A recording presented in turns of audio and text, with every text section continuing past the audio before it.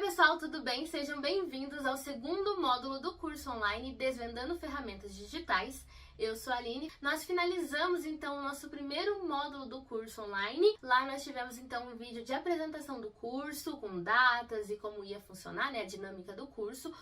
A primeira atividade, e aí finalizamos então o nosso módulo 1 com a aula que trabalhou com conceitos, né, definições e também com referencial, também perspectivas da Base Nacional Comum Curricular, da PNED, que é a Política Nacional de Educação Digital. E agora então vamos dar sequência ao nosso módulo 2, que vai ser composto então pela aula, né, que é esse vídeo aqui, e a atividade, que conta, como vocês já sabem, como presença e também como a nota, né, para o curso, para fechar aí as nossas 20 horas. Então o módulo 2 agora vai ter como temática as mídias digitais educativas, os recursos digitais e os materiais didáticos online. Então essa é a nossa temática, o título do nosso primeiro assunto é trabalhar com mídias. Quem assistiu, né, acredito que todos, a aula anterior, viu que nós trabalhamos com a questão de mídias, trouxemos ali uns 2 slides, mas algo bem introdutório, porque o conceito é complexo, então agora a gente vai ter esse momento específico para estar falando sobre tudo isso. Eu trouxe aqui 3 exemplos, vamos dizer assim, da tentativa de conceituar ou de tentar deixar mais claro a que se refere mídias, né? A mídia não surgiu agora, a mídia vem se desenvolvendo há muito tempo. O que entra dentro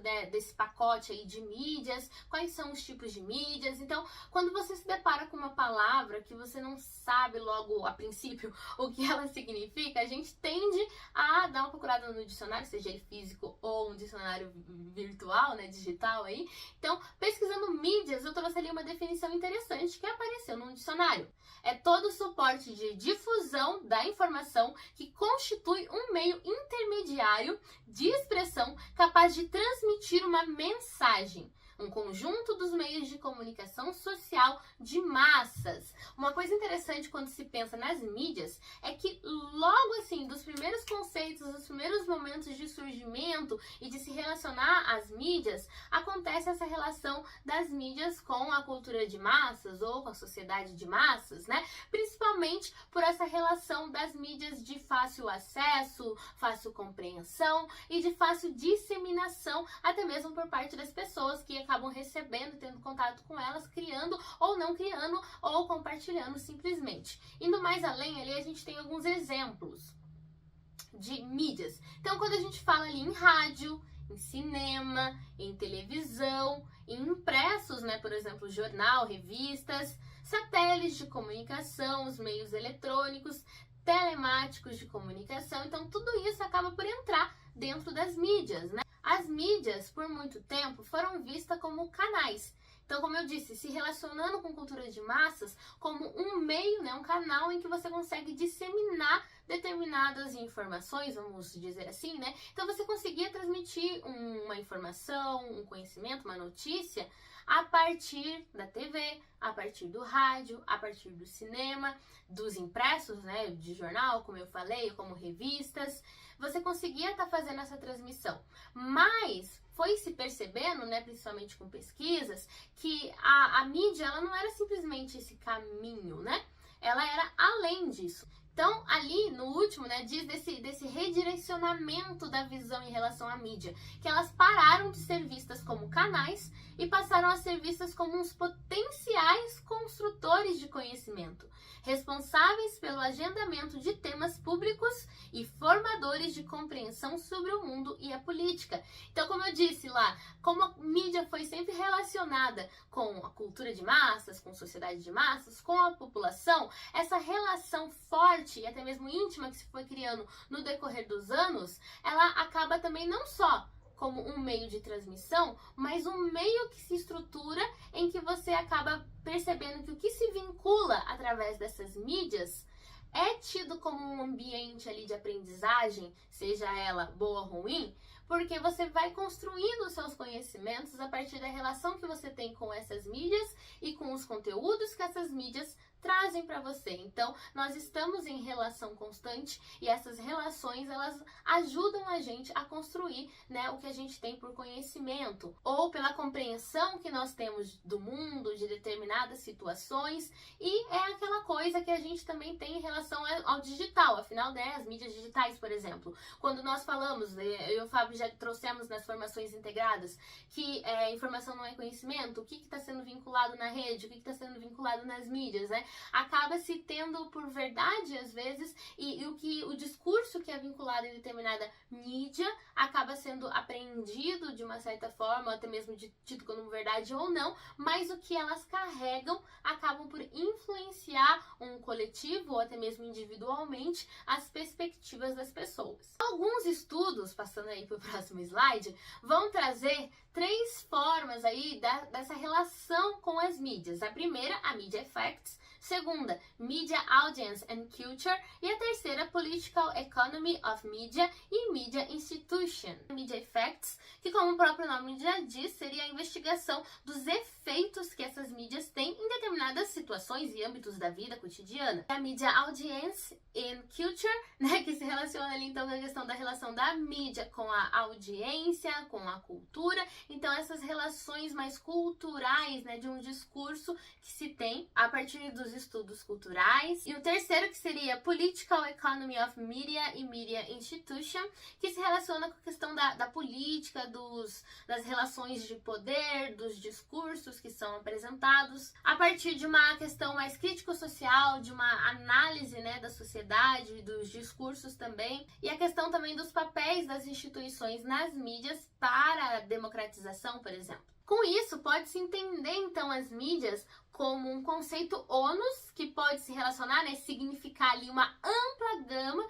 de fenômenos, acontecimentos, transformações, e que isso acaba envolvendo, então, a questão da política, do jornalismo, da publicidade, o marketing, o entretenimento e diversos meios, inclusive a educação. Então, que nós trazemos agora uma citação da Fantin, de 2011, né? Na verdade, a Mônica Fantin é o nome da pesquisadora, ela é uma professora da Universidade Federal do Rio Grande do Sul, em que ela vai dizer que o refletir sobre o papel que as mídias têm desempenhado na sociedade contemporânea e na formação dos sujeitos, verificamos que a demanda da sociedade nem sempre é a mesma da escola. E a Mônica, então, a Mônica Fantin, ela vai se dedicar a pesquisar a questão da mídia, educação, vendo quais são essas demandas da sociedade, quais são as demandas da escola e em que território tudo acaba ali se relacionando.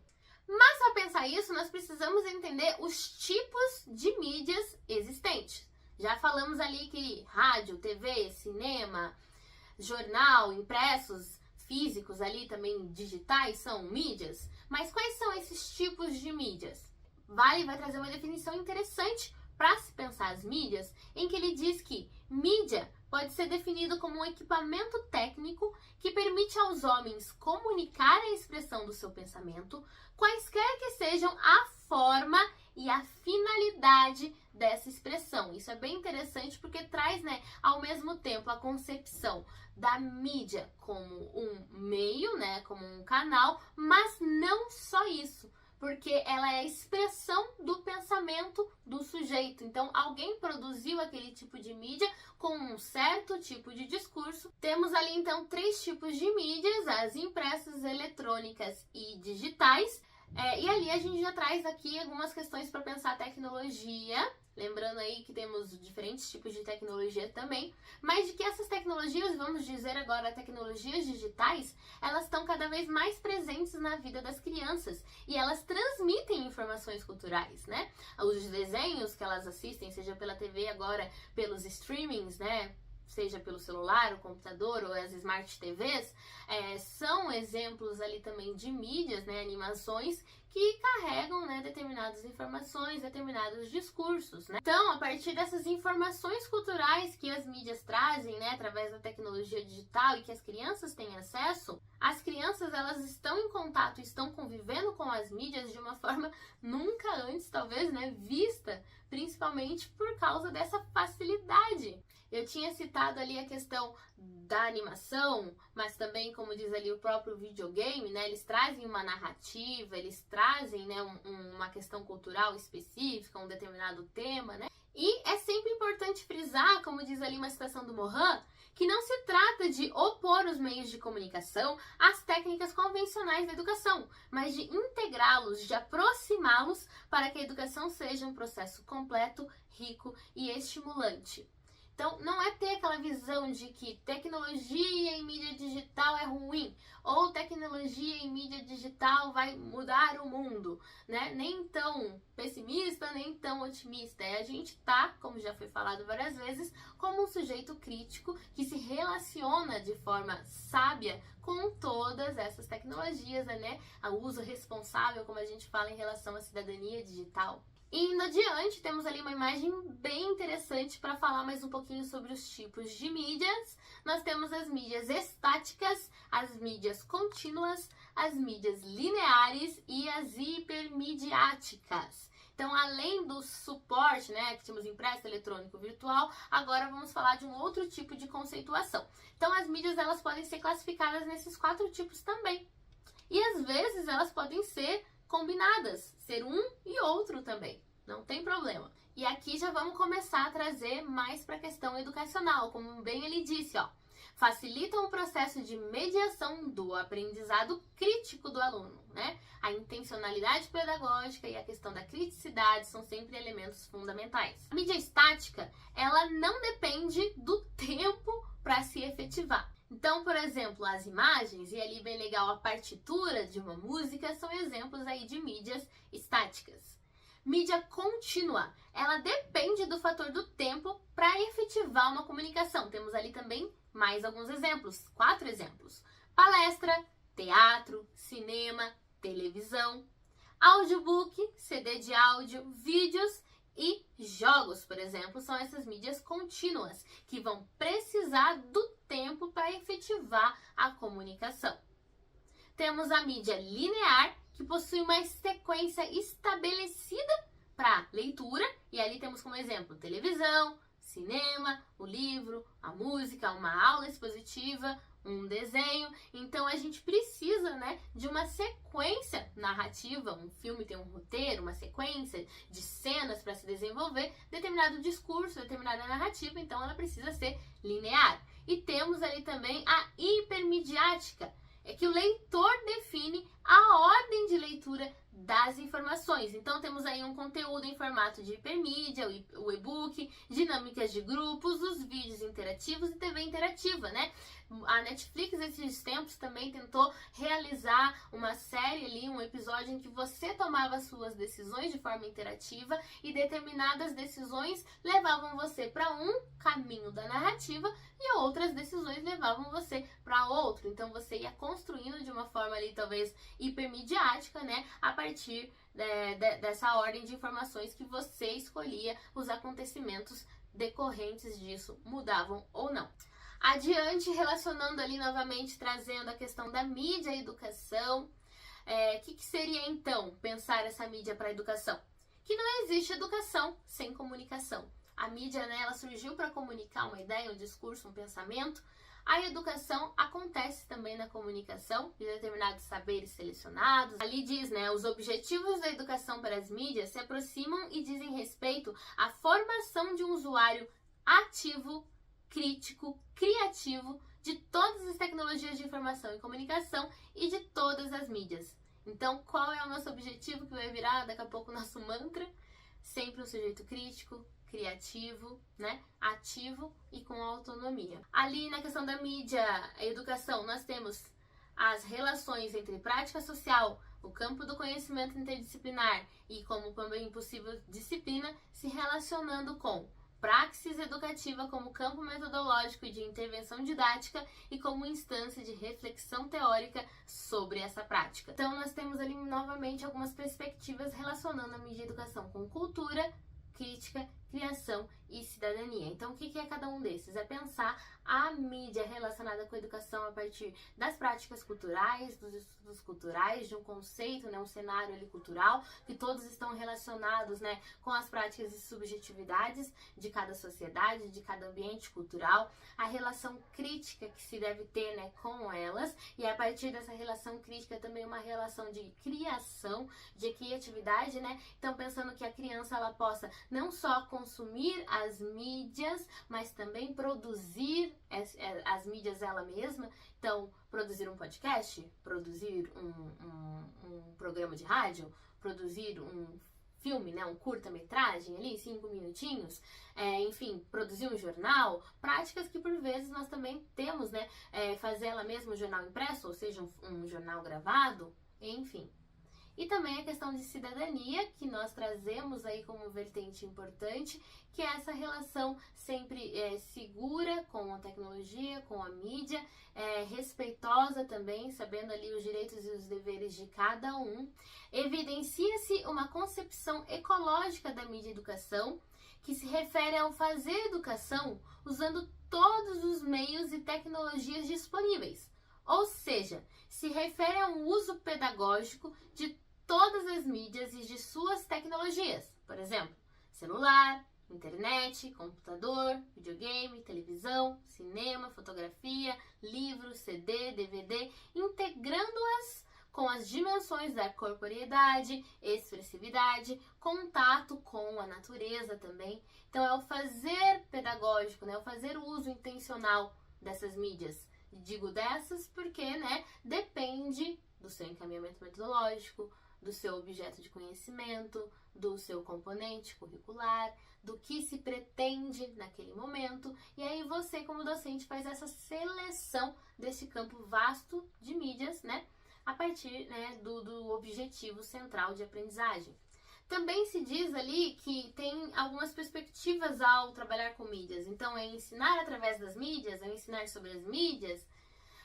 Que é um pouco disso? O através das mídias se relaciona então com uma perspectiva de uma forma instrumental, desenvolver-se um conteúdo e habilidades. Mais especificamente, os autores eles vão dizer que essa educação através das mídias, né, dentro das mídias, ela acaba por significar a utilização da mídia como uma linguagem. Eles fazem até uma alusão a, por exemplo, o processo de ensino-aprendizagem da escrita. Não se aprende a escrever se você não tentar, né, não fizer. Logo, não se aprende sobre as mídias se você não produzir também suas próprias mídias. E não se faz, né, a mídia educação apenas com uma leitura crítica e o uso instrumental das mídias, mas é necessário você escrever na linguagem das mídias, né? E objetiva-se então a interação dos sujeitos com as mídias e a promoção do conhecimento criativo e também de suas linguagens. Dentro aí então dessa perspectiva que nós temos ali à esquerda, né, através das mídias.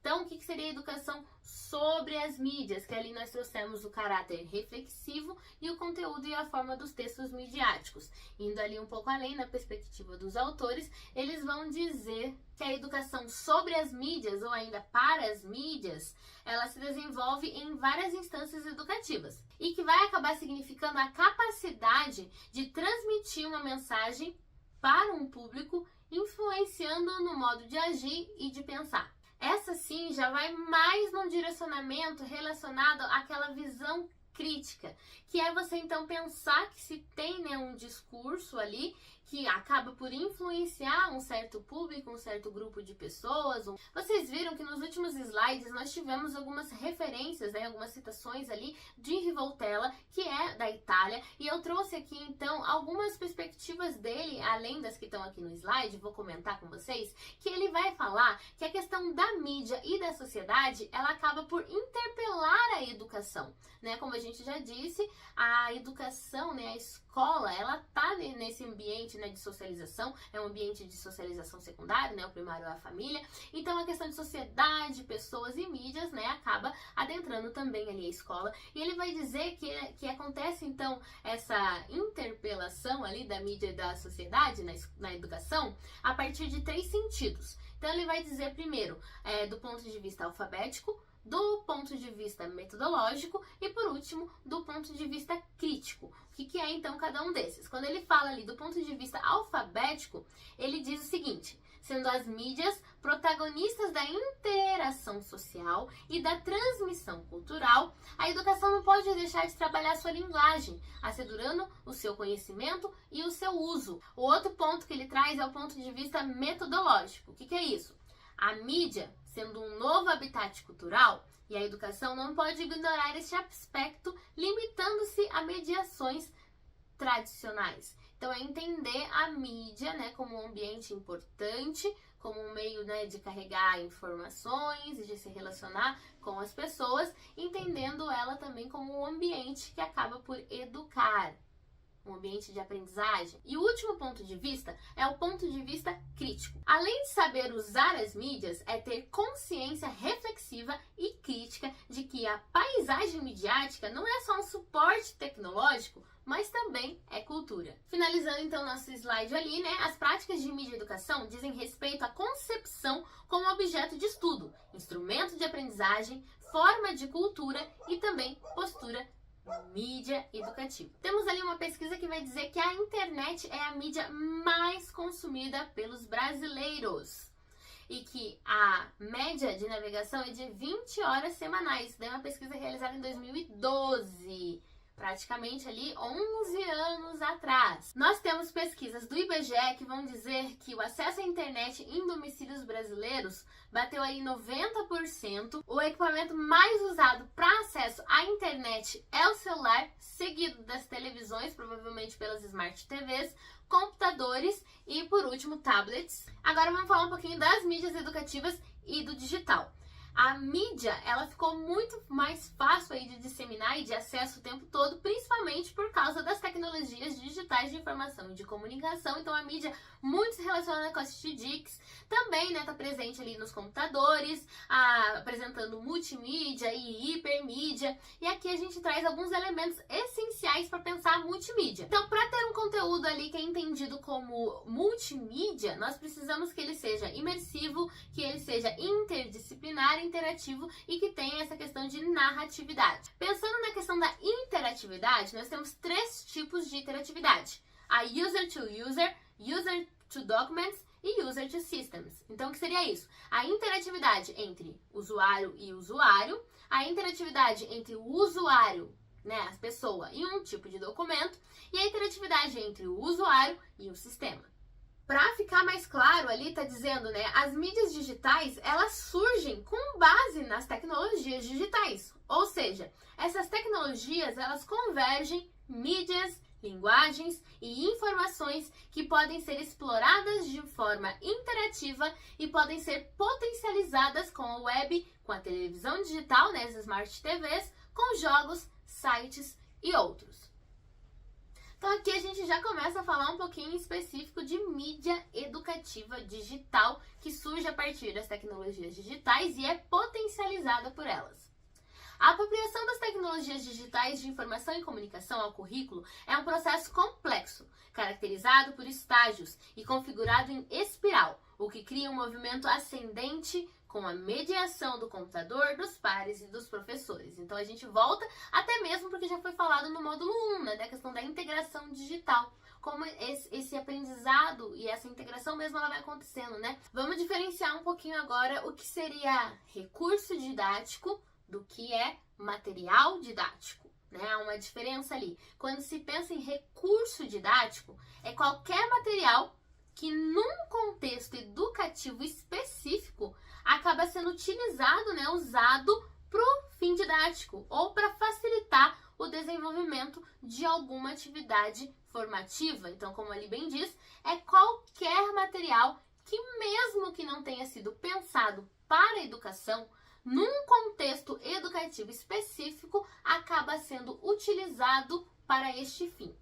Já o material didático é todo material que foi elaborado com uma intenção de facilitar o processo de ensino e aprendizagem. Então, o material didático ele já foi pensado para uma finalidade educativa. Só que agora, quando se pensa em recurso educativo digital é partindo, por exemplo, dos recursos que, quando criados, não foram pensados para a escola, por exemplo, jogos, filmes, enfim, eles surgiram na sociedade, mas não foram pensados especificamente para fins educativos. Só que agora, com essa questão das presenças das mídias, das tecnologias, elas carregam, né, esse caráter. Então, o recurso educativo digital, por vezes, né, agora eles já são até mesmo pensados com uma finalidade educativa. Então, né, o recurso educativo digital como uma entidade digital produzida especificamente para fins de suporte ao ensino e aprendizagem. Então, por exemplo, ali, um jogo educativo, um programa de informática, de modulação, de simulação, um vídeo, um programa tutorial, exercícios práticos, um ambiente de autor e de recursos mais simples na sua dimensão de desenvolvimento, como um blog, uma página web, uma apresentação eletrônica, uma multimídia, enfim, acabam sendo entendidos ali como recursos educativos digitais. Então, temos algumas perspectivas diferentes, né, para pensar a questão do recurso educativo digital. Temos na perspectiva da informática, perspectiva dos conteúdos e na perspectiva da aprendizagem e das comunidades. Mudanças! Nos últimos anos, assistimos a 2 movimentos que estão citados ali. Um, de migração para a web de uma boa parte de softwares educativos, ainda que muitos destes produtos continuem a ser distribuídos por CDs e a correr nos computadores a partir de respectivas instalações.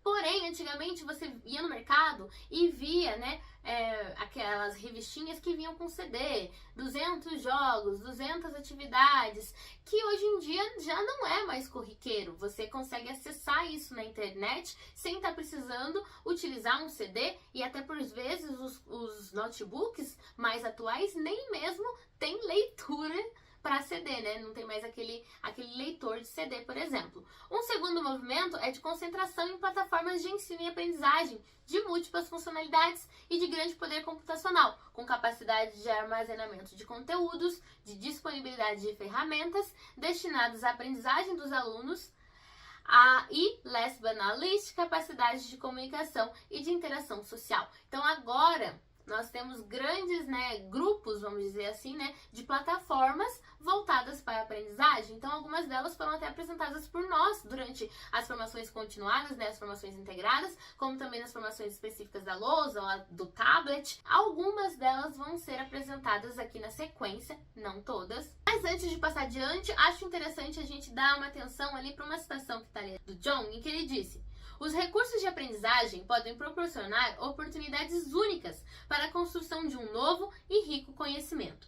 Eles representam uma coleção de cultura e conhecimentos científicos acumulados ao longo dos anos. Eles podem fornecer uma riqueza de informações autênticas e atualizadas, não necessariamente disponíveis em livros didáticos. Elas também fornecem informações contextuais ricas e perspectivas diversas sobre como interpretar as informações. Como tal, os recursos podem ser utilizados para ajudar os alunos a ancorar a sua aprendizagem, examinar a sua compreensão a partir de perspectivas diversas, fazer conexões através de conceitos relacionados e comatar o fosso entre compreensão teórica e conhecimento prático. Vamos conhecer algumas potencialidades ali. Temos o portal do professor do Ministério da Educação e da Cultura, né, que é uma plataforma ali do MEC, que você pode estar acessando alguns conhecimentos, você professor. Temos o Laboratório Virtual de Matemática, que foi uma iniciativa criada pela Universidade Regional do Noroeste do Estado do Rio Grande do Sul,